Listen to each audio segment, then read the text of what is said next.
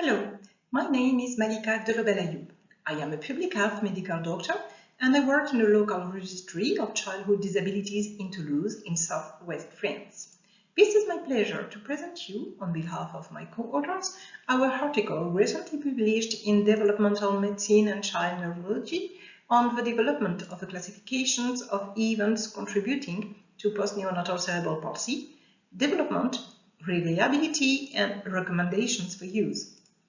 This work is the result of a European collaboration within the Surveillance of Cerebral Palsy in Europe network, SCPE. I would like to thank Louise Pudding, my co-first author, and all co-authors members of the SCPE network. In the case of postneonatal cerebral palsy, the events involved in the etiological pathway following one another to lead to the brain lesion are often easily identified.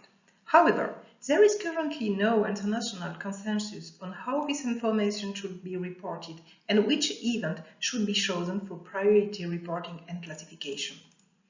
Moreover, even if infections, head injuries, and cerebrovascular episodes have long been identified as the three leading categories of events contributing to brain lesions in literature, there is still some confusion and lack of standardization regarding the content of these main categories and the place of events resulting from medical intervention and hypoxic incidents.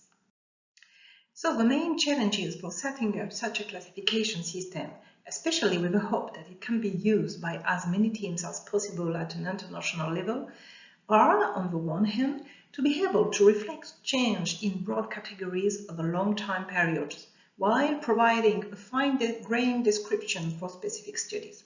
For this, we propose a detailed two-level classification. On the other hand, another major challenge is to ensure the reproducibility of the recording of events and the choice of a main event to be reported which identifies preventable situations. For this, we propose to use classification in a two-step process. Firstly, record in a chronological order all the known events potentially involved in the pathway leading to the brain injury and classify them for specific studies. Secondly, choose the first event in chronological order that will be named the primary event to be mainly reported. This event does not necessarily directly cause the brain injury, but it is a starting point, and in its sense, it is particularly interesting because if it could have been avoided, then the brain injury would not have occurred. To take an example, in the case of a child with a septic embolism resulting in cerebrovascular accident, in step 1, both infection and cerebrovascular accident could be registered and coded using classification, and in step 2, infection should be designated as the primary event to be mainly reported. Here is the proposed new classification with 6 major categories and 19 subcategories. Category A for infections, Category B for head injuries, accidental or non-accidental, Category C for all brain injuries related to the consequences of surgeries or other invasive medical interventions, whether cardiac, brain, or other surgeries or interventions. Category D for all non-traumatic events, ischemic, hemorrhagic, or unspecified cerebrovascular accidents. Category E for hypoxic brain damaging events of other origin with a few specific situations detailed, and Category F for miscellaneous. Inter-rater reliability was tested by an online exercise in which members of the SCPE were invited to participate. The exercise consisted of 24 short clinical vignettes that covered various situations corresponding to each main categories of the classification. The exercise focused on the primary event because it was the main event chosen to be reported. The two-step process was not used in this exercise.